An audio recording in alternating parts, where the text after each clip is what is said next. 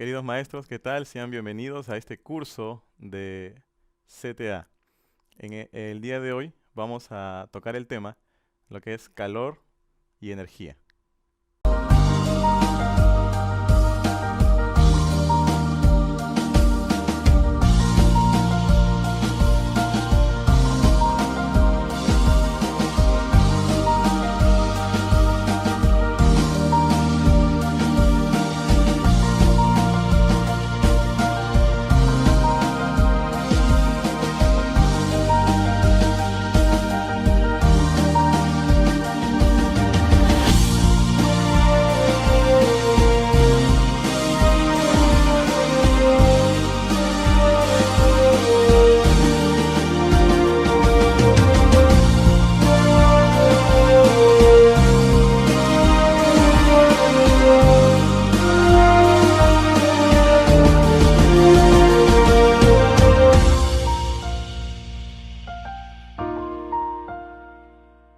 Muy bien.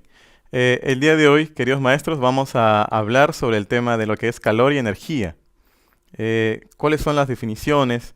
Cuando muchas veces hablamos acerca de calor, vamos a tener que, de alguna manera, llegar a la duda de que hay alguna diferencia entre calor y temperatura. ¿Qué es el calor y la energía? ¿Hay alguna relación entre ellas? Nosotros en la naturaleza estamos rodeados de muchos fenómenos. Fenómenos que vamos a tratar de buscar alguna respuesta para ellos.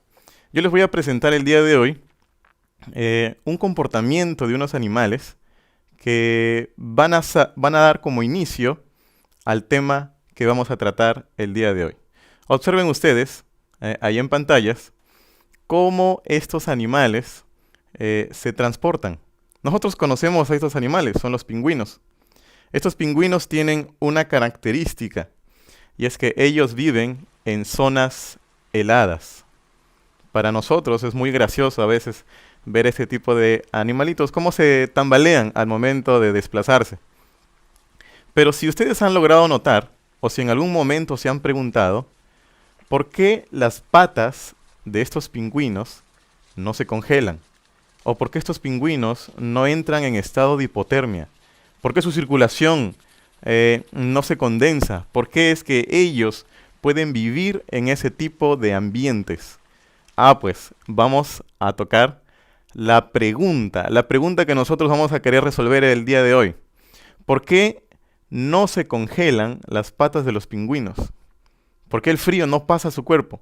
¿Qué es lo que está pasando? Porque si nosotros vamos al Ártico y nos sacamos los zapatos y nos ponemos a caminar, estoy más que seguro que vamos a tener muchos problemas. Nuestros pies se van a pegar al hielo, nuestra circulación se va a detener en la parte de los pies y muchas otras cosas. Bien, vamos entonces, para poder responder esta pregunta, entender qué es calor, qué es energía. Y para esto vamos a basarnos en algunas experiencias. Estas experiencias van a ayudarnos a que nosotros podamos formularnos hipótesis. La primera experiencia que vamos a tratar el día de hoy es el globo que no explota. Yo sé que muchos de ustedes han visto cómo es que en algunos cumpleaños, cuando se prende la vela, algunos globos se han acercado al fuego y han explotado.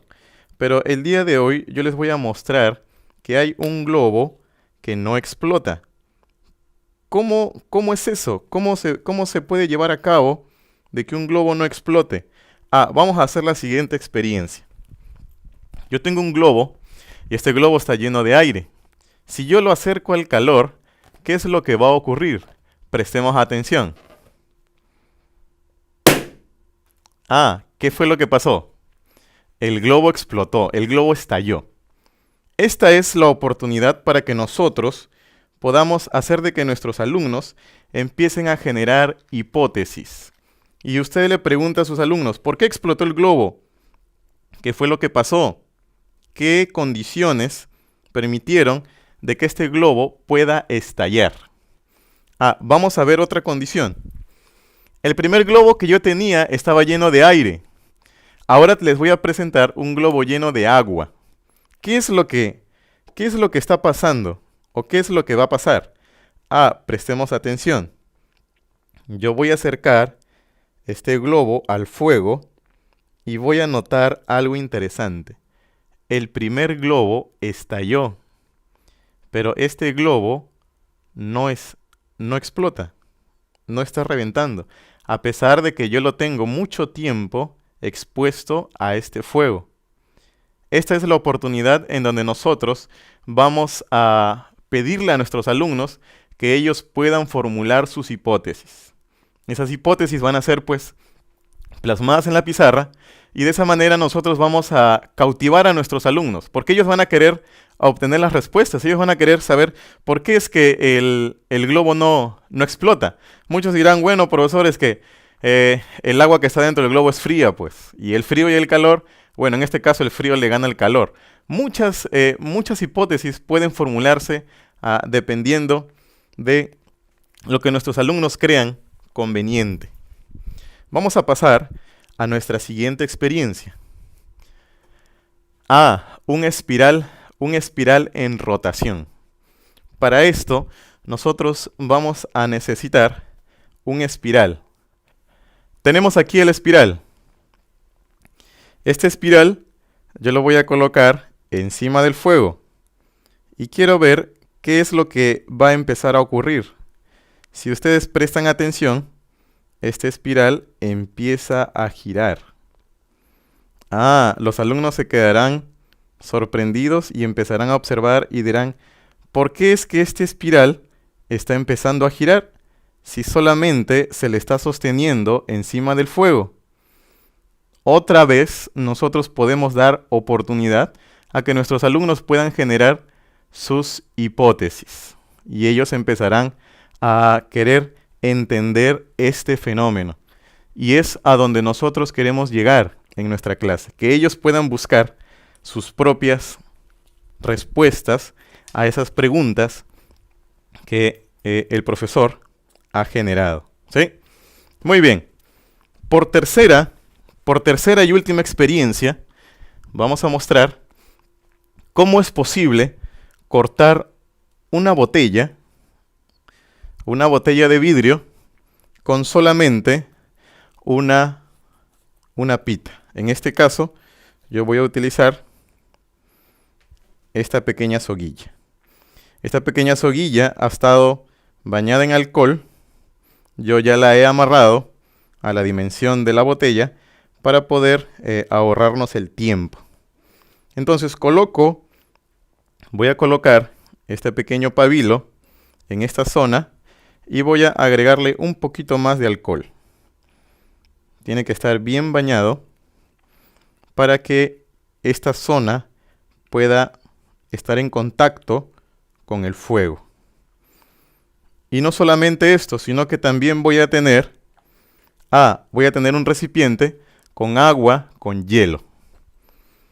Ponemos entonces este pabilo al fuego para que se pueda prender, se pueda encender, y así nosotros vamos a ver cómo es que este pabilo empieza a tener contacto con el fuego.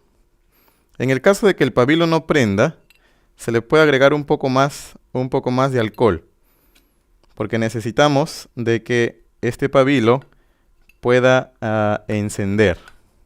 Y de esta manera, esta zona de la botella pueda entrar en contacto con el calor. Vamos a dejar acá un tiempo para que esta botella, toda esta zona, pueda llenarse de lo que más adelante vamos a hablar, de la energía térmica. Tenemos acá este contacto y una vez que tengamos esta zona muy caliente, vamos a poder pasar al siguiente paso de sumergir esta botella en el agua fría. ¿Sí? Muy bien, entonces vamos a ver qué es lo que pasa.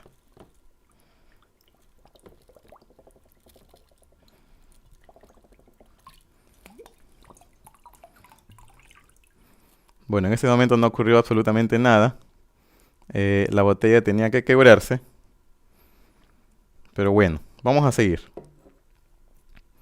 Entonces, estábamos hablando acerca de estas tres experiencias. Básicamente, en esta experiencia se pueden obtener muchas decoraciones de repente para el salón, para alguna actividad que van a ser van a llamar mucho la atención a nuestros alumnos, ¿sí? Entonces vamos a responder la pregunta, ¿qué es el calor? Vamos a definir. El calor es la energía intercambiada entre un cuerpo y su entorno, por el hecho de encontrarse a distinta temperatura. El calor, como el trabajo, es energía en tránsito, por lo que se puede entender también como un método para transferir energía. Nosotros en la imagen podemos ver cómo el fuego pasa el calor a la tetera, esta tetera pasa el calor al agua, y el agua empieza a absorber toda esa energía térmica. Cuando el agua empieza a absorber toda esa energía térmica, llega un momento en el que el agua pasa del estado líquido al estado gaseoso. A través del estado gaseoso, ese calor es transferido a esa superficie metálica que contiene los cubos de hielo. Esa energía pasa a través de esa superficie metálica, pasa al hielo, y el hielo pasa del estado sólido al estado líquido. A ese acto se le llama transferencia de energía. El calor va a pasar de un cuerpo a otro. El calor yo no lo puedo almacenar. El calor no se puede guardar. Es por eso de que la definición para calor es esta: el intercambio o el tránsito de energía. La fórmula que los científicos han determinado para poder calcular la cantidad de calor que puede poseer un cuerpo o que puede llegar a tener un cuerpo es a través de esta fórmula. Q va a simbolizar la cantidad de calor. M va a representar la masa del cuerpo que va a necesitar o que va a tener este cuerpo. CE hace mención al calor específico. Y tenemos ahí el triangulito con el T, que simboliza la diferencia de temperaturas. Un cuerpo que inicia con una temperatura y termina con otra temperatura. Tenemos entonces ahí una equivalencia. Una caloría equivale a 4,184 julios, ¿sí? Esa es la equivalencia. Ya que el calor es una manifestación de la energía, también se va a calcular a través de los julios, así como también se calcula la energía. Muy bien, avancemos entonces. Ahora vamos a definir lo que es temperatura. ¿Qué sería entonces temperatura, a diferencia del calor? La temperatura nos va a ayudar a nosotros a conocer el nivel de energía térmica.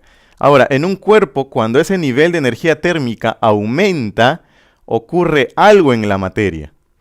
¿Qué es lo que ocurre? Dice, las partículas que poseen los cuerpos se mueven a una determinada velocidad. A ese movimiento que tienen las partículas se le denomina energía cinética. Ese es el movimiento que determinan estas partículas. Ahora, cuando esta energía cinética aumenta, ¿qué es lo que va a pasar con la temperatura? La temperatura también va a aumentar. Quiere decir que estas dos magnitudes son directamente proporcionales. Claro que sí. La energía cinética va a proporcionar el movimiento de estas partículas y nos va a ayudar a poder calcular lo que es la temperatura. Entonces, si tuviéramos nosotros que ver esta imagen y ver cuál es la acción del calor, podríamos definir de que hay tres tipos de transmisión del calor. Tenemos la conducción, la radiación y la convección. No sé si ustedes se habrán dado cuenta cuando el agua empieza a hervir, se empieza a mover el agua. ¿Se han preguntado por qué es que el agua se empieza a mover? Aquí hay algo interesante. Vamos a ver la imagen. En esa imagen tenemos esa olla que está cerca a la fogata. Esa fogata está generando calor. Ese calor se está virtiendo en el agua. Ahora, el agua está empezando a hervir. Ustedes ven la zona roja de esa ollita. Esa zona roja va a hacer referencia al agua que tiene menor densidad. Esa agua, al tener menor densidad, asciende a la superficie.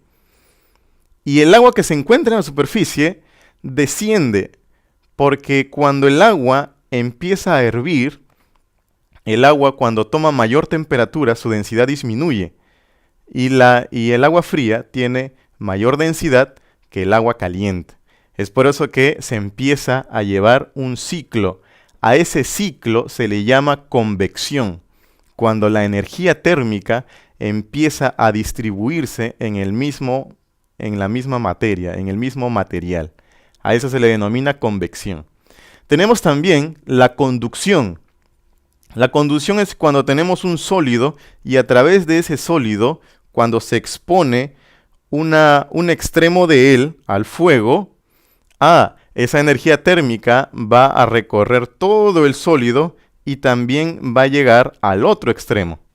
A eso se le llama conducción, cuando la energía térmica utiliza un ente sólido para poder transmitir esa energía. Y también tenemos lo que es la radiación. La radiación es la forma a través como la energía llega del Sol a la Tierra. A través de la radiación, la energía puede transitar por el vacío. No necesita un medio, no necesita un conducto. Esta energía tiene también un tipo de manifestación que es la radiación. Seguimos entonces, para resumir. Diferencia entre temperatura y calor. ¿Cuál será la diferencia entonces entre estos dos definiciones? Pues vamos a ver de que la temperatura es una magnitud intensiva. Y vamos a tener que el calor es una magnitud extensiva. La temperatura, ¿por qué es una magnitud intensiva? Porque la temperatura es independiente tanto de la masa, la longitud y del tiempo. Pero el calor, ¿por qué es una magnitud extensiva? Porque el calor depende de la masa, de la longitud y del tiempo.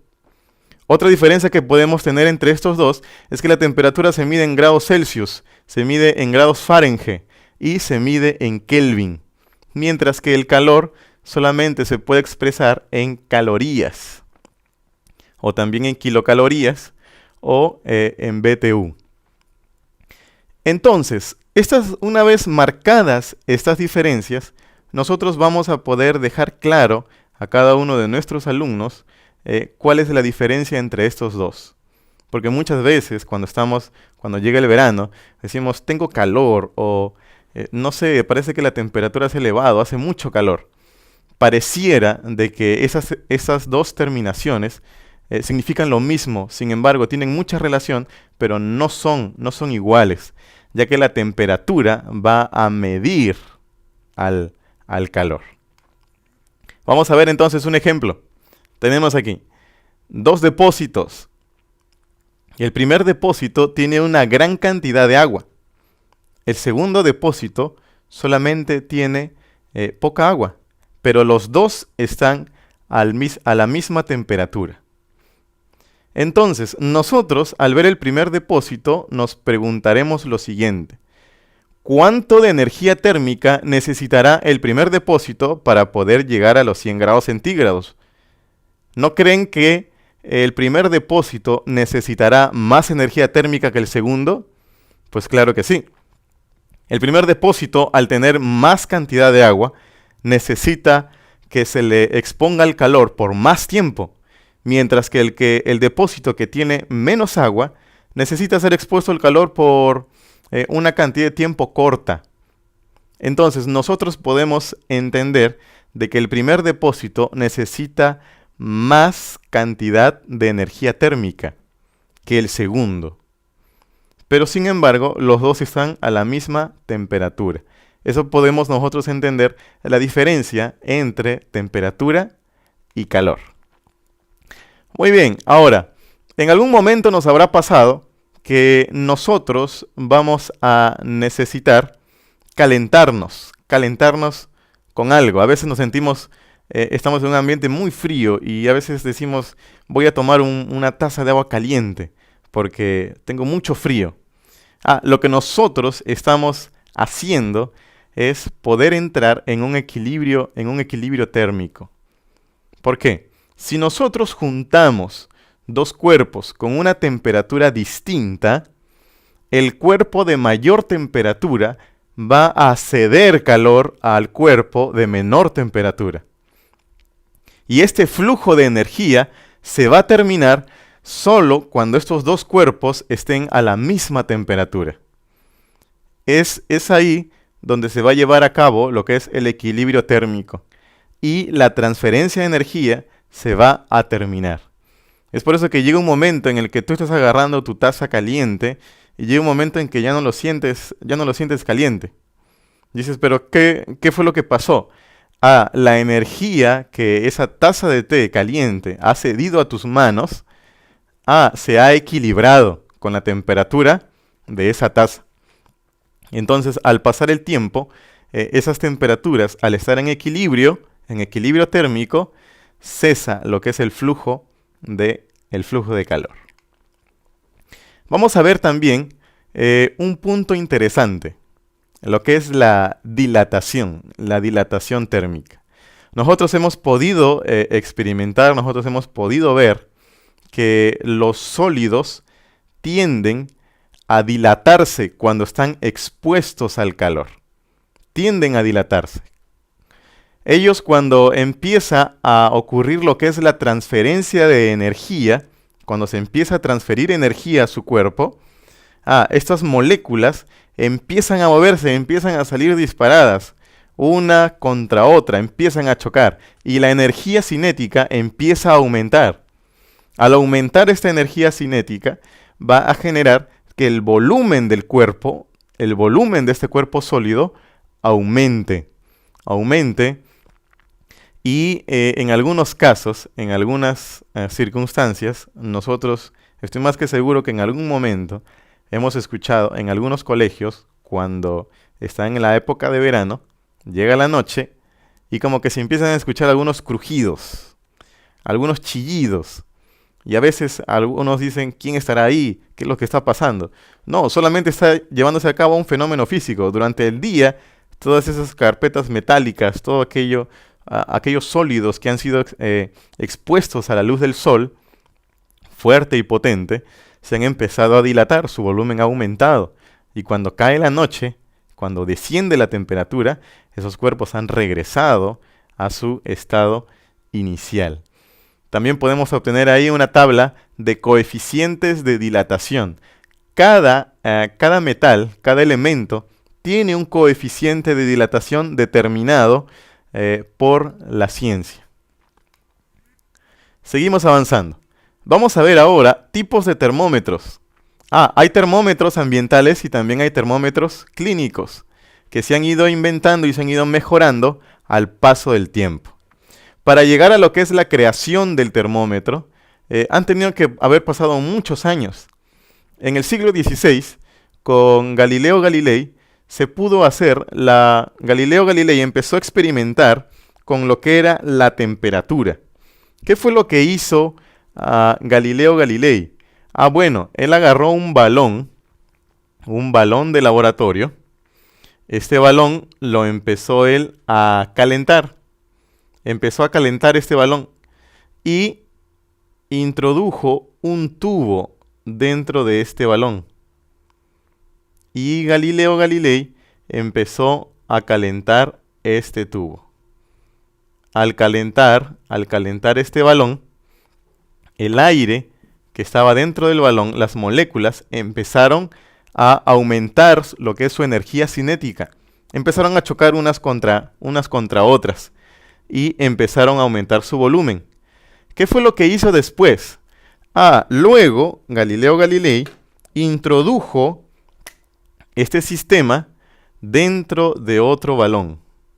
Dentro de otro balón, pero este balón tenía una sustancia. Tenía una sustancia. Esa sustancia tenía contacto con la punta de este tubo. Y este gas, al enfriarse, empezó a ocurrir un fenómeno. ¿Cuál era ese fenómeno? Que cuando el tubo dejaba de ser expuesto al fuego, este líquido empezaba a ascender. Fueron así como se dieron los primeros conocimientos, las primeras experiencias con respecto al termómetro. Galileo Galilei empezó a pensar y a decir de que hay elementos que pueden ser intermediarios para el conocimiento de la temperatura y sobre cuánto ha aumentado en el ambiente. Tenemos entonces el primer tipo de termómetro, el termómetro líquido. Tenemos ahí dos tipos. El termómetro que está con una sustancia roja es un termómetro de alcohol, justamente coloreado de esta tinción. Y el siguiente termómetro es el termómetro clínico, el termómetro que está relleno de mercurio. Ahora, a Daniel Gabriel Fahrenheit se le ocurrió de que el mercurio podría ser un elemento que nos ayudaría a poder calcular la temperatura. Este termómetro tiene que estar fabricado en vidrio y dentro del termómetro tiene que haber un vacío. Quiere decir, no puede haber aire dentro de ese termómetro.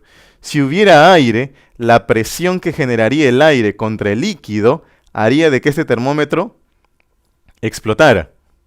Es por eso de que dentro de ese termómetro no debe haber ningún tipo de gas. Debe estar vacío. Se debe encontrar el vacío.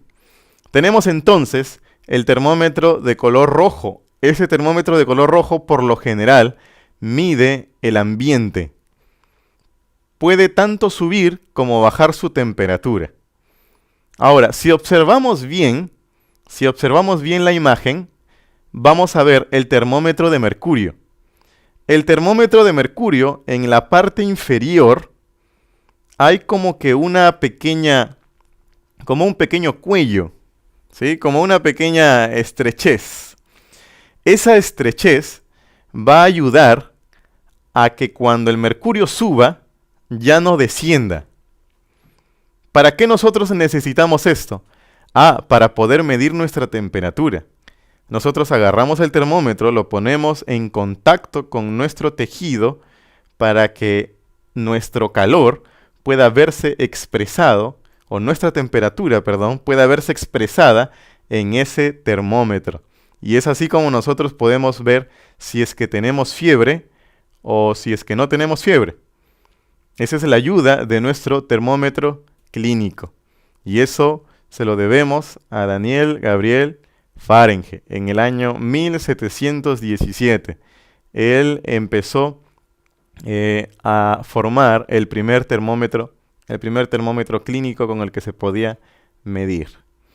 Ahora, si quisiéramos saber la temperatura de los gases, para poder conocer la temperatura de los gases necesitamos algo mucho más grande. Es para esto se creó este sistema. Nosotros vemos ahí un balón de gas sumergido en agua y esa agua se le eleva la temperatura. Al elevarse la temperatura de ese balón de gas, las moléculas aumentan su energía cinética y al aumentar su energía cinética, ellas empujan el mercurio y el mercurio, al ser empujado, va a marcar la temperatura en la cual se encuentra este gas. Ahí es donde nosotros tenemos este tipo de balón. La propiedad que define la temperatura es el cambio de la presión. Entonces, en este sistema se va a poner en consideración tanto la presión como la temperatura para poder medir los gases. Tenemos aquí el termómetro sólido. Este termómetro sólido va a tener una característica y es que va a estar hecho de metales. Tenemos ahí en la imagen número 3, tenemos una barrita naranja. Esa barrita naranja va a representar a un metal cualquiera, dependiendo del coeficiente de dilatación que tenga. Cuando esa barrita sea sometida al calor, esa barrita se va a dilatar. Y al dilatarse va a empujar la aguja, dependiendo de la temperatura que marque o cómo esté diseñado esa aguja para medir la temperatura. En la parte inferior, en el gráfico número 4, tenemos otro tipo de termómetro sólido, donde se van a juntar dos barras metálicas, donde el coeficiente de dilatación de una va a ser mayor al coeficiente de dilatación de la otra. La barrita amarilla tiene mayor coeficiente de dilatación, así que cuando este cuerpo entre en calor, esta barrita amarilla va a empezar a dilatarse. Y la barrita roja, como tiene un menor coeficiente de dilatación, va a generar que este metal amarillo se arquee, ¿sí? Va a generar ahí y a través de ese sistema se va a poder marcar la temperatura que se desea medir. ¿Correcto? Muy bien. Entonces, hasta este momento hemos visto diferencia entre calor y temperatura. Definimos lo que era calor. También hemos definido lo que era temperatura. Calor, en resumen, transferencia de energía térmica. Temperatura va a medir la cantidad de energía cinética que tengan las moléculas de un cuerpo. Estas dos van a presentar esas diferencias. La temperatura se puede medir a través de un instrumento, que es el termómetro. Mientras que el calor no se puede medir a través de un instrumento. Para poder obtener el calor o la cantidad de calor, yo necesito de una medición indirecta. Esa medición indirecta me va a forzar a mí a poder utilizar una fórmula. Y la fórmula que nosotros hemos utilizado para poder calcular el calor, ¿cuál era? Era Q igual a la masa por el calor específico por la diferencia de temperatura. Esta fórmula me va a ayudar a mí a poder calcular lo que es la cantidad de calor que tienen los cuerpos. Es por eso que a través de esta fórmula yo voy a llegar a esa respuesta. A esto se le llama una medición indirecta. Ahora, si yo quisiera calcular mi temperatura, bueno, es simple, solamente necesito del termómetro, nada más. No hay más complejidad ahí. Ahora, tenemos las escalas termométricas. Estas escalas termométricas, por lo general, se utilizan tres, ¿sí? Tenemos la Kelvin, tenemos la Celsius y tenemos la Fahrenheit. La Kelvin se utiliza en el sistema internacional. La Kelvin ya está determinada. Vayas a donde vayas, en cualquier parte del mundo, vas a encontrar de que el Kelvin es un sistema que se utiliza a nivel mundial. Mientras que los grados centígrados es una medición métrica que se utiliza para darle un nivel de temperatura a cosas comunes. Se utiliza en la medicina, se utiliza en algunos trabajos, como en la metalurgia y en diferentes otras actividades. Y el Fahrenheit es una escala termométrica que se va a utilizar más para medir los ambientes, la temperatura ambiental. Tenemos ahí Kelvin y los grados centígrados guardan mucha relación, ya que para convertir de grados Kelvin a Celsius tengo que restar 273.15, que redondeado nos da 273. Mientras que si yo quisiera cambiar de Celsius a Kelvin, tendría que sumarle esos 273.15. En los grados centígrados, el agua se convierte en hielo a los 0 grados centígrados. Y en Kelvin, el agua cuando está en estado de hielo, en estado sólido, se marca 273 Kelvin. Ahora, algo que nosotros tenemos que tener en claro, y es que Fahrenheit y Celsius se miden en grados. Kelvin no se mide en grados, solamente se mide en Kelvin.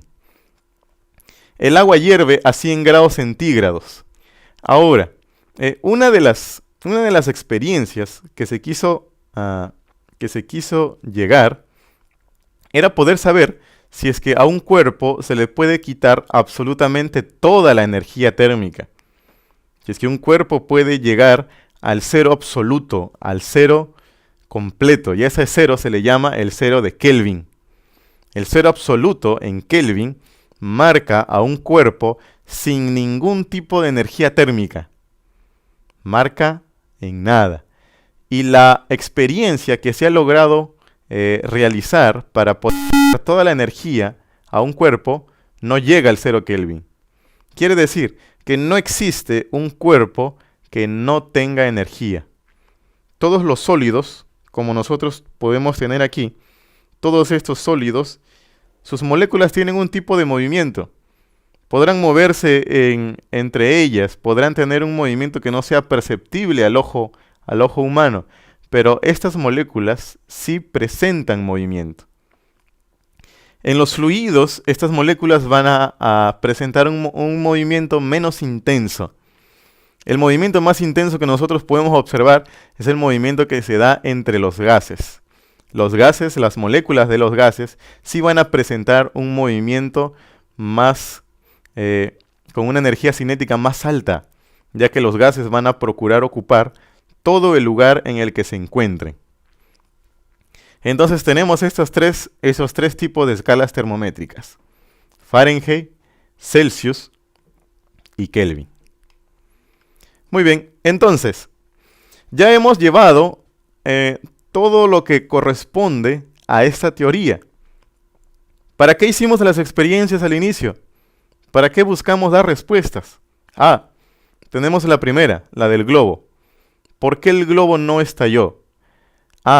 En este caso, en el primer caso, el globo contenía aire. El aire, una de sus particularidades es que cuando es expuesto a altas temperaturas, las moléculas empiezan a aumentar su energía cinética, se empiezan a mover con mayor velocidad. Y es más, el calor se concentraba en el tejido del globo. Esto fue lo que hizo que estas moléculas se separaran y estallara. El globo estalló. Pero en el caso del globo con agua, el agua empezó a absorber toda la energía térmica que emanaba de esta vela. Toda esa energía térmica empezó a ser absorbida por el agua, ya que el agua necesita mucha energía para poder pasar del estado líquido al estado sólido, al estado gaseoso. ¿Qué pasó con la segunda experiencia? La experiencia de la espiral. El espiral empezaba a moverse. ¿Por qué? Porque el aire en la parte inferior aumentaba su temperatura. Y al aumentar su temperatura, esas moléculas tenían una mayor energía cinética. Y al tener una mayor energía cinética, ese aire disminuía su densidad. Entonces, ese aire con menor densidad asciende. Y el aire que estaba en la parte superior desciende. Ese descenso y ese ascenso genera un ciclo. Y al generar un ciclo, hace de que este espiral pueda moverse. ¿Y qué era lo que pasó con la botella? Aquí nosotros íbamos a poder observar lo que era la dilatación de este sólido.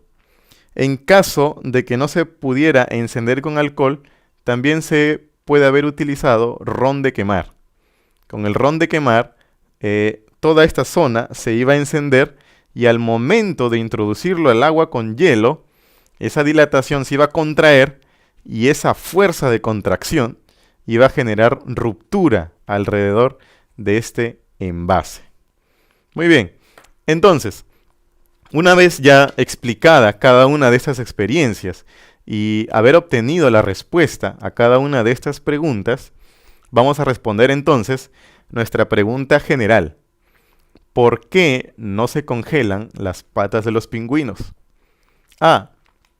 Tenemos aquí que entender todo lo que ocurre en el organismo de este ser. Pueden ser muchas las respuestas. Algunos pueden decir, no, es que las patas de los pingüinos tienen un tipo de grasa que impide de que el frío pueda pasar a estos pingüinos. También son múltiples las respuestas. Pero si en tu clase tú quieres resaltar lo que es calor y temperatura, pues entonces debes centrar a tus alumnos en esta definición. Intercambio de calor a contracorriente. Esto se puede expresar en muchas aves y también en muchos mamíferos. ¿Qué es lo que pasa aquí? Dice, tienen intercambiadores de calor a contracorriente.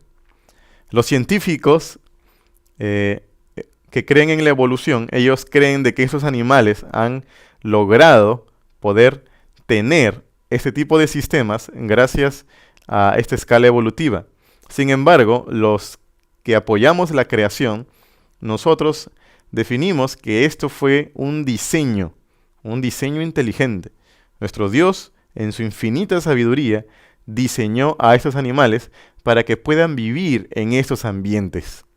Vamos a ver aquí el caso de una de estas aves.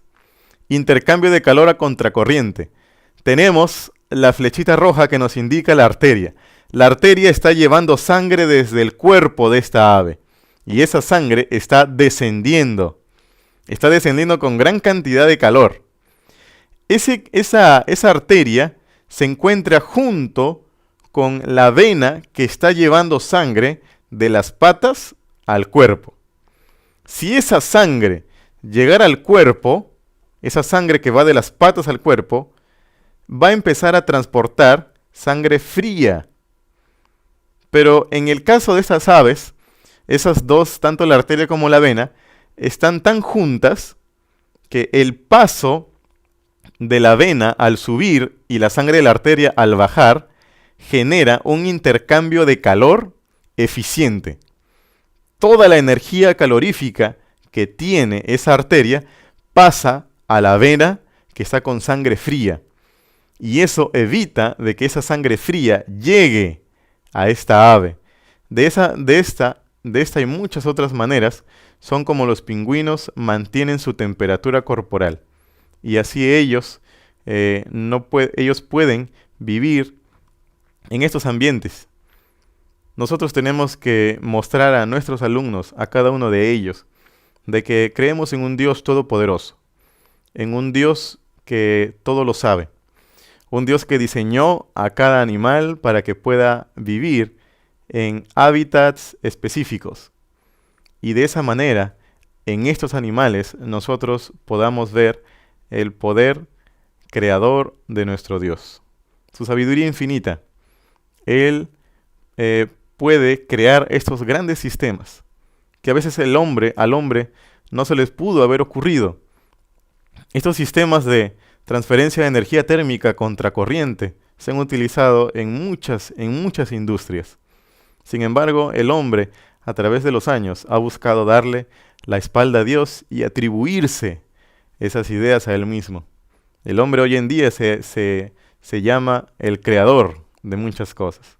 Sin embargo, nosotros sabemos de que el único creador que existe, el único creador que nos ha formado y ha creado todo este cuerpo eficiente, es nuestro Señor Jesucristo.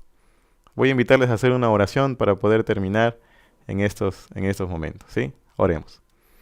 Eterno Dios, que moras en los cielos, Padre, te damos gracias por tus bendiciones. Acompáñanos, Señor, al poder conocer cada vez más tu naturaleza y así poder encontrar un mensaje en el que nos puedas hablar y nosotros podamos responder. Acompáñanos en el nombre de tu Hijo amado Jesús. Amén.